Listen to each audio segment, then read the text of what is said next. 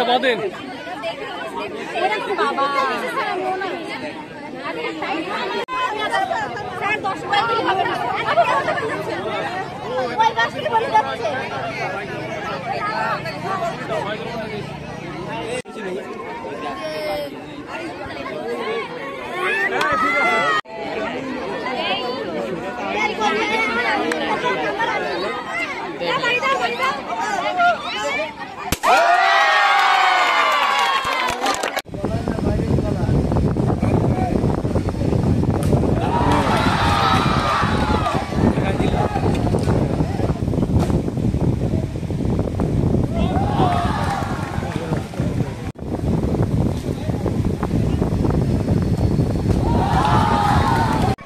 যা হোক আমি আজকে পুরো অনুষ্ঠানে সার্বিকভাবে সহযোগিতা করার জন্য ফলাফল এবং রেজাল্ট শেষে আমরা এখন পুরস্কার বিতরণীতে যাব।